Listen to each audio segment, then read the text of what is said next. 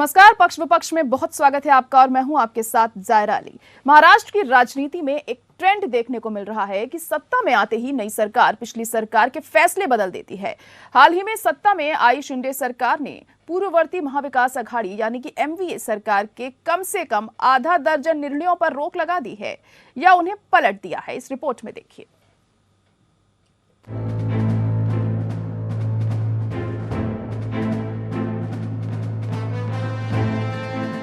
महाराष्ट्र में एकनाथ शिंदे के नेतृत्व वाली सरकार ने सीबीआई को राज्य के मामलों की जांच करने और एफआईआर दर्ज करने की आम मंजूरी दी है। सीबीआई को लेकर राज्य सरकार का ये फैसला अहम है क्योंकि एमवीए सरकार ने इस जांच एजेंसी को आम मंजूरी ये कहते हुए वापस ले ली थी कि राजनीतिक नफा नुकसान के लिए इसका दुरुपयोग किया जा रहा है। फिलहाल सत्ता में आने के बाद शिंदे फडणवीस सरकार पिछली सरकार के 6 फैसले पलट चुकी है। इन फैसलों में कृषि उपज विपणन समिति, एपीएमसी बाजारों में किसानों के मताधिकार की बहाली, इमरजेंसी के दौरान जेल में डाल दिए गए लोगों के लिए पेंशन दोबारा शुरू करना, लोगों के बीच से ग्राम प्रमुख और निगम परिषद अध्यक्षों का निर्वाचन और आरए में मेट्रो 3 कार शेड बनाना शामिल है। ये फैसले 2014 से 2019 में बीजेपी शिवसेना की तत्कालीन सरकार ने लिए थे, जिसे एमवीए सरकार ने पलट दिया था। इसलिए जब डिप्टी सीएम देवेंद्र फडणवीस से पिछली सरकार के फैसलों को बदलने के बारे में पूछा गया तो उन्होंने कहा, हालांकि हम अनुचित नहीं करेंगे और अगर एमवीए कोई आपत्ति जताएगी तो हम देखेंगे। फडणवीस का ये बयान वार्षिक जिला योजनाओं, डीपीडीसी जिला योजना और विकास समितियों के नए प्रस्तावों पर रोक लगाने पर एनसीपी के आपत्ति जताने के बाद आया। योजना में जिलों में खर्च करने के लिए 13,000 करोड़ रुपए का प्रस्ताव था। इस पर काफी बवाल हुआ था और आरोप लगाया गया था कि अधिकांश एनसीपी नियंत्रित क्षेत्रों में ही फायदा पहुंचाया जा रहा है, जो कि पार्टी को लाभ के लिए है। वर्तमान सरकार ने इस महीने के शुरू में सत्ता में 100 दिन पूरे कर लिए हैं। शिवसेना अध्यक्ष उद्धव ठाकरे के विरुद्ध एकनाथ शिंदे की बगावत करने और पार्टी के 55 में से 44 विधायकों के साथ एक अलग धड़ा बना लेने के बाद एमवीए सरकार गिर गई थी और वर्तमान सरकार अस्तित्व में आई थी। शिंदे ने इस साल जून में मुख्यमंत्री पद की शपथ ली थी और बीजेपी के देवेंद्र फडणवीस उप मुख्यमंत्री बने थे। इस बीच उद्धव ठाकरे के नेतृत्व वाली शिवसेना ने दावा किया कि एकनाथ शिंदे के नेतृत्व वाली सेना के 40 में से 22 विधायक जल्द ही बीजेपी में शामिल होंगे। शिवसेना के मुखपत्र सामना में दावा किया गया कि पार्टी ने अपने साप्ताहिक कॉलम में दावा किया है कि एकनाथ शिंदे महाराष्ट्र के मुख्यमंत्री के रूप में बीजेपी द्वारा की गई एक अस्थायी व्यवस्था है। शिवसेना के मुखपत्र सामना में ये दावा किया गया कि अब हर कोई समझ गया है कि शिंदे का मुख्यमंत्री का पद कभी भी जा सकता है। सामना में आगे कहा गया है कि शिंदे गुट को अंधेरी पूर्व उपचुनाव में एक उम्मीदवार खड़ा करना चाहिए था, लेकिन ये बीजेपी थी जिसने इसे टाला। सामना के साप्ताहिक कॉलम में आगे कहा गया कि शिंदे गुट का महाराष्ट्र की ग्राम पंचायत और सरपंच चुनाव में सफलता का दावा झूठा है। शिंदे समूह के कम से कम 22 विधायक नाराज हैं। इन विधायकों में से अधिकांश जल्द बीजेपी में शामिल हो जाएंगे। इसमें आगे कहा गया है कि शिंदे ने खुद को और महाराष्ट्र को बहुत नुकसान पहुंचाया है और राज्य उन्हें माफ नहीं करेगा। उद्धव नीत शिवसेना ने अपने मुखपत्र में दावा किया कि बीजेपी अपने फायदे के लिए शिंदे का इस्तेमाल करना जारी रखेगी। शिवसेना के मुखपत्र में प्रकाशित कॉलम में एक बीजेपी नेता के साथ बातचीत का भी जिक्र किया गया है। कॉलम में बीजेपी नेता के हवाले से कहा गया है कि सरकार में शिंदे समूह के 40 विधायक हैं और सरकार सीएमओ के नियंत्रण में होती है, लेकिन महाराष्ट्र में सरकार के सभी फैसले उप मुख्यमंत्री देवेंद्र फडणवीस द्वारा लिए जाते हैं और सीएम शिंदे उन फैसलों की केवल घोषणा भर करते हैं। कॉलम में आगे कहा गया है कि शिंदे का महाराष्ट्र के सीएम के रूप में विकास में योगदान दिखाई नहीं दे रहा है। डिप्टी सीएम देवेंद्र फडणवीस हर जगह नजर आते हैं। शिंदे का दिल्ली में कोई प्रभाव नहीं है। वहीं फडणवीस हाल ही में दिल्ली गए और मुंबई को स्लम से बाहर निकालने की महत्वाकांक्षी रणनीति के तहत धारावी पुनर्विकास परियोजना के लिए महाराष्ट्र सरकार के लिए रेलवे से जमीन के लिए रेल मंत्रालय से मंजूरी भी ले आए। Bureau report, APN news.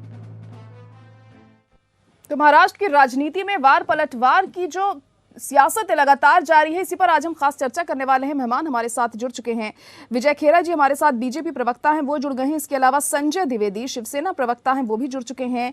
Ganesh मूले पाटिल भी हमारे साथ जुड़ चुके हैं, जो कि नेता हैं एनसीपी के। आप सभी का बहुत स्वागत है हमारे इस खास प्रोग्राम में।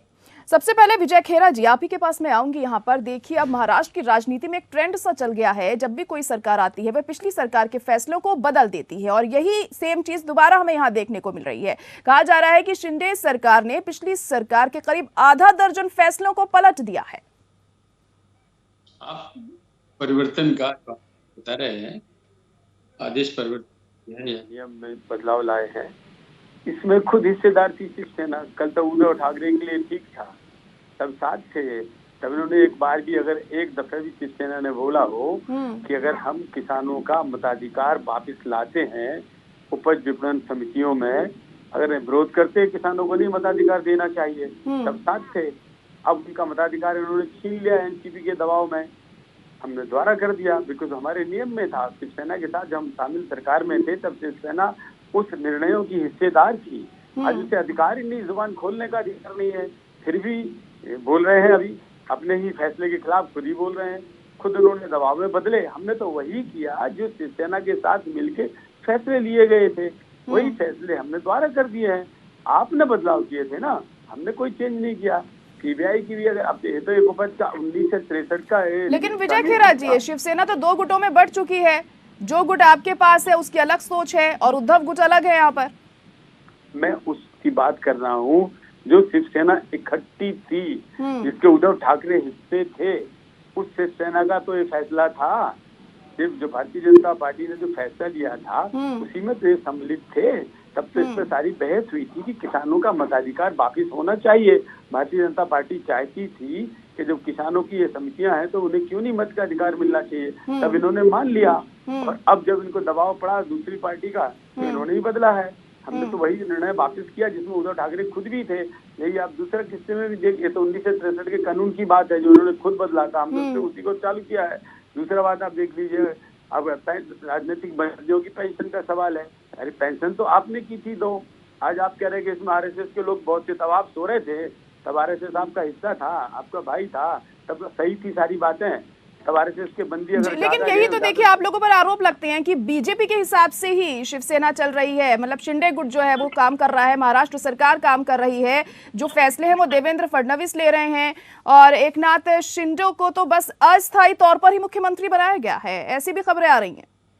देखिए, फैसले भारतीय जनता पार्टी हमेशा वही लेगी जो जनहित में है, जो हमारे घोषणा पत्र में है, जो राष्ट्र के हित में, जिसके बारे में हम हमेशा कहते हैं हमारे एम्स ऑब्जेक्ट हैं, जो हमारे उद्देश्य हैं, हम उसके बारे में हमेशा, जो हमारा साथी होता है उससे बहस करते हैं, बात करते हैं। साथी जब सहमत हो जाता है तो हम उसको जनहित में लगाते हैं। अब जब समय हमारे साथ थे, इन्होंने सहमति व्यक्त की थी तो वो लगा, सब कानून बनाए गए। अब आप उनको इसलिए हटा दिए। अब 13,000 करोड़ की बात करें, एक एक करके आप किसी विषय पे बात करिएगा। अगर आपने अपने अपने आदमियों को बांट दिए सरकार बदलते ही एनसीपी के दबाव में, क्योंकि तो कठपुतली थे, इनके बाद विधायक कहाँ थे, 54 विधायकों पे सरकार बनाए थे। बाकी कांग्रेस और एनसीपी की दम पर एक दिन बिना उनकी दम पर जी नहीं सकते थे। तो सारे गलत सही जो भी थे कठपुतली की तरह दस्तखत करते चले गए। वो किसानों के हित में अहित में हो गए, उनके जो राजनीतिक गेलियाती थे उनके हित में। चलिए ठीक है, संजय द्विवेदी जी भी शिवसेना से बने हुए हमारे साथ। संजय द्विवेदी जी, आपको क्या लगता है, अब जिस तरीके से इन 6 फैसलों को यहाँ पर बदला गया है, कई अहम फैसले हैं यहाँ पर ये, और अब विजय खेरा जी ये बात कह रहे हैं कि पहले दबाव में इन्हें बदला गया था और अब जब हमारी सरकार आ गई है तो हम वापस से इन फैसलों को ले आए हैं। सबसे पहले तो मैं दीपावली की पूरे देश को शुभकामनाएं देना चाहूंगा। भैया हमारी माताएं बहनों जी हार्दिक बधाई एवं शुभकामनाएं। मैं बहुत छोटी सी बात, मैडम अपनी बात शुरू कर रहा हूँ। जो बात हमारे विजय खेरा जी कह रहे थे कि 54 आदमी थे, एनसीपी का पूरा दबाव था, अब तो 40 है, 106 का दबाव है। जिस मुख्यमंत्री के सामने से माइक खींच लिया जाए, एनसीपी ने तो ऐसा कभी व्यवहार नहीं किया होगा। माननीय शरद पवार जी ने उद्धव ठाकरे ने तो कभी व्यवहार नहीं किया होगा। आज जो ये कह रहे हैं दबाव में फैसले हम लेते थे, तो मुझे एक बात बता दें विजय खेरा जी की एकनाथ शिंदे कौन सा फैसला आज ले पा रहे हैं? वो सिर्फ सो-कॉल्ड मुख्यमंत्री है ओनली। और जो टूटने की बात कर रहे हैं, आज हमने 85 अपना खड़ा किया, मजबूरी भारतीय जनता पार्टी ने अपना 85 वापस लिया।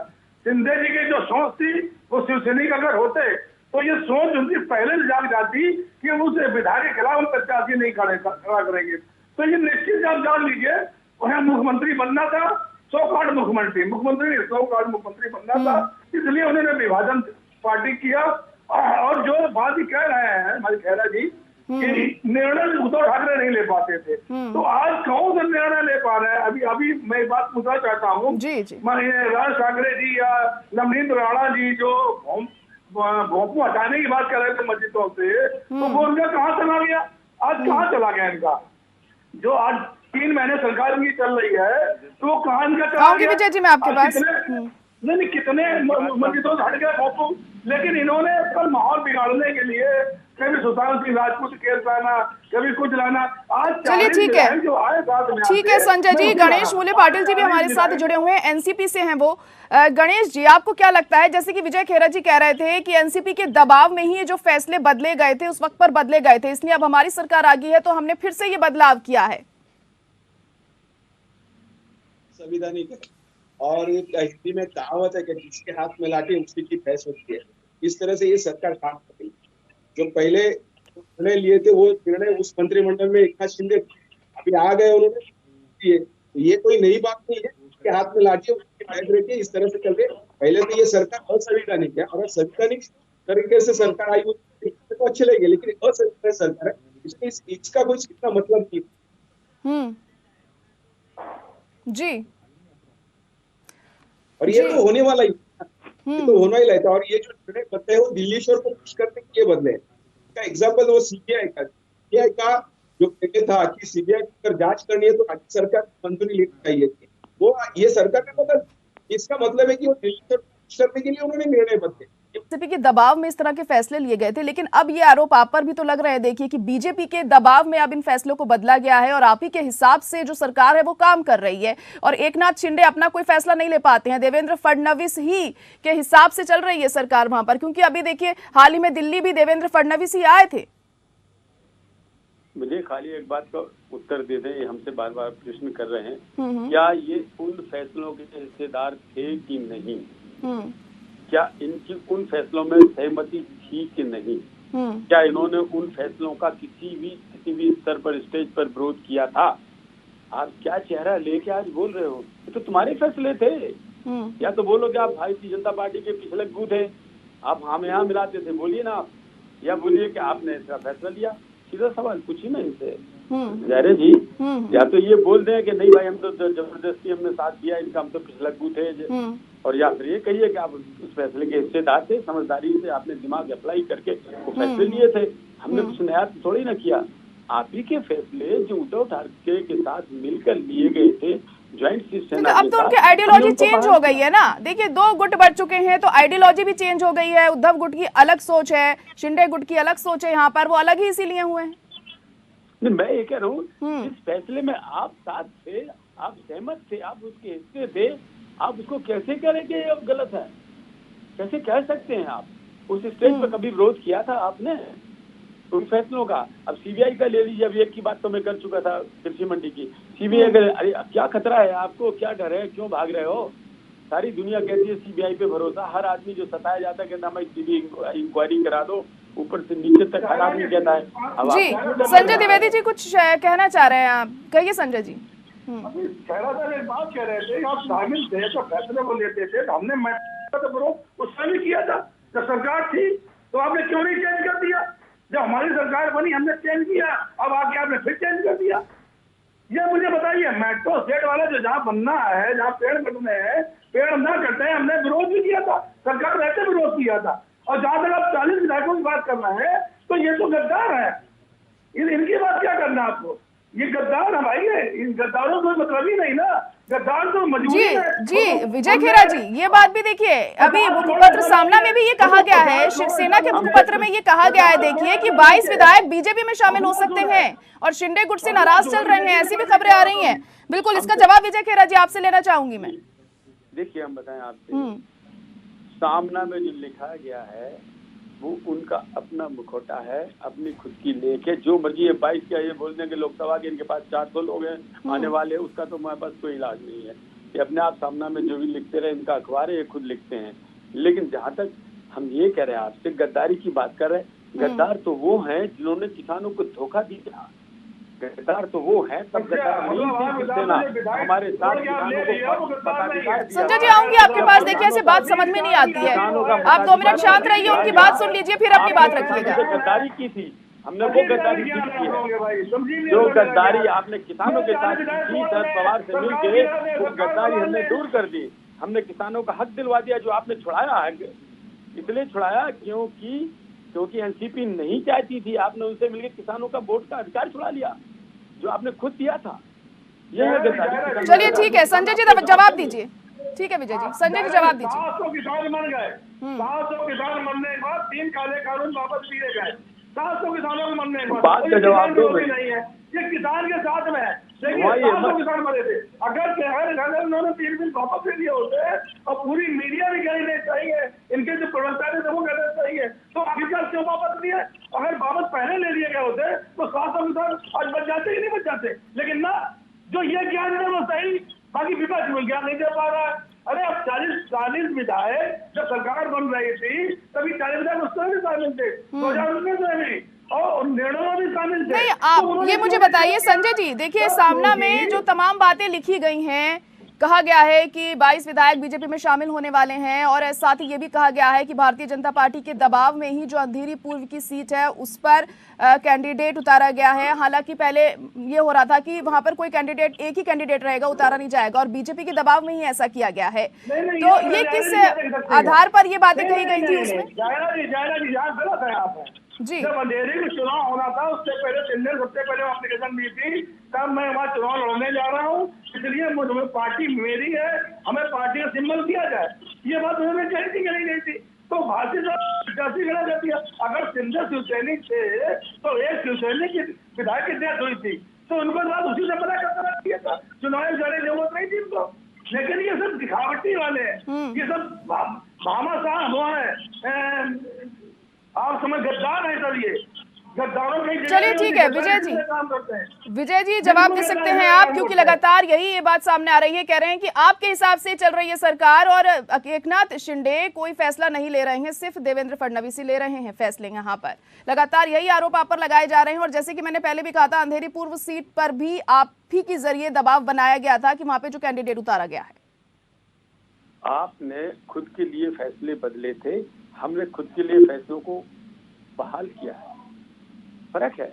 इन्होंने अपने खुद के लिए फैसले जो खुद लिए थे हमारे साथ मिलके, उनको इन्होंने बदला है, हमने कुछ नहीं बदला। हमने जो इनके साथ मिलके फैसले लिए वो ये वापस ले आए, जो किसानों के हित में थे, जो जनहित में थे, जिसमें आप पैसा हम छांट के अपने जिलों को दे रहे थे, आप एनसीपी से मिलके वो रोक दिया हमने। सबको बराबर का हिस्सा देंगे, ये नहीं एनसीपी का जिला है तो आपने सारा उनको बांट दिया, ये नहीं होने पाएगा हमारे साथ।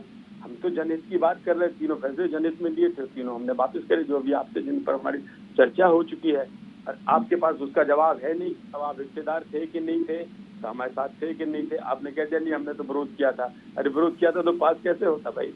तो आप तो साथ थे, विरोध कोई नहीं किया। अब इस समय आप कहने को नहीं, आप विजय जी आप बार बार ये कह रहे हैं कि हम साथ थे, लेकिन उस वक्त के बाद तो शिवसेना बदल गई ना। आप देखिए वो तो उद्धव गुट तो अलग चला गया, मैं बार बार आपसे यही कह रही हूँ, अब वो लोग एकजुट है ही नहीं। अरे तो आप अरे जायरा जी आप मेरी बात समझने की कोशिश कीजिएगा। मैं कह रहा हूँ फैसले बदलो नहीं बदलो, राजनीतिक बातें अलग होती हैं, लेकिन एक जनहित में जो फैसला लिया गया है उसको जो आपने खुद लिया उसका विरोध कर रहे हैं आप। आज ये कह रहे हैं कि आपने क्यों किया, तो कल उत्तर किसान भी इनको उसका जवाब दे देंगे। बाकी और सब क्या बात है। और देखिए सीबीआई को लेकर भी फैसला बदला गया है, यहाँ पर सीबीआई को भी अब रजामंदी मिल गई है तमाम मामले में जांच करने के लिए। पिछली सरकार में इसको मनाही कर दे दी गई थी, तब भी मिली थी जब उद्धव सरकार, ये लोग शिवसेना सरकार में थे, उद्धव के लोग सरकार में थे, इनका गुट सरकार में था, तब भी मिली हुई थी सीबीआई को। जी ये कहा गया था कि केंद्र के हिसाब से चल रही है सीबीआई, इस वजह से उसको मना कर दिया था। हमने कोई नया अध्याय नहीं जोड़ा है, वही जो पहले फैसले थे उन्हीं फैसलों को जिनको आपने बंद कर दिया था, बदल दिया था, हमने वही बहाल किया। चलिए ठीक है, संजय जी से जवाब ले लेते हैं। कहिए संजय जी इसको लेकर क्या कहना चाहेंगे? नहीं बिल्कुल स्पष्ट मैं बताते हैं आपसे। देखिए इनकी जो मंशा है काम करने की मंशा नहीं है। आज महंगाई बढ़ी हुई है, बेरोजगारी बढ़ी हुई है। आप देखिए आज आदमी कहाँ से कहाँ पहुँच रहा है। अब बेरोजगारी देख लीजिए तो क्या है, आज डॉलर कहाँ, रुपया कहाँ पहुँच रहा है। तो जब ये विपक्ष में होते हैं कि कहीं पे भी, तब तो ये विरोध करते हैं सारे, तब गलत हो रहा है। लेकिन जब पक्ष में आ गया, केंद्र सरकार में भी है, काफी जगह राज्य सरकारों में भी है, इनको नहीं दिखाई पड़ रहा गैस सिलेंडर दाम कितने बढ़ गए, पेट्रोल के दाम कितने बढ़ गए, वो इनको नहीं दिखाई पड़ रहा है। इनको सिर्फ कैसे हम हिंदू मुस्लिम करें, कैसे हम सरकारें बने, कहाँ किसके विधायक तोड़े और कैसे सरकार गिराए, सरकार भी हम दोहराने काम चल रहा है। अब मुख्यमंत्री का माइक खींच लिया जाता है, ये तो सब इतिहास बन गया होगा। एक उप मुख्यमंत्री जो है, मुख्यमंत्री का माइक खींच ले, ये सब हमारे पूरे इंडिया में कभी हुआ ही नहीं होगा अब तक कि उप मुख्यमंत्री माइक खींच ले। तो वो ऐसे जो इतिहास बना रहे हैं, और विधायक तोड़ने के बाद जहाँ चुनाव से देखिए, इस तरह के आरोप तो आप पर भी लगा करते थे जब आप लोग सत्ता में थे कि आप भी दबाव में ही काम कर रहे हैं। चलिए, बहुत शुक्रिया आप सभी का हमारे साथ जुड़ने के लिए हमारे इस खास प्रोग्राम में। तो महाराष्ट्र की राजनीति में हम आए दिन देखते हैं जो उद्धव गुटे शिंदे गुट है, दोनों ही एक दूसरे पर हमलावर रहते हैं यहाँ पर। लेकिन आने वाले दिनों में और क्या स्थिति बनती है और क्या बदलाव होता है, ये देखना दिलचस्प होगा। इसी के साथ पक्ष विपक्ष में इतना ही। मुझे दीजिए इजाजत, नमस्कार।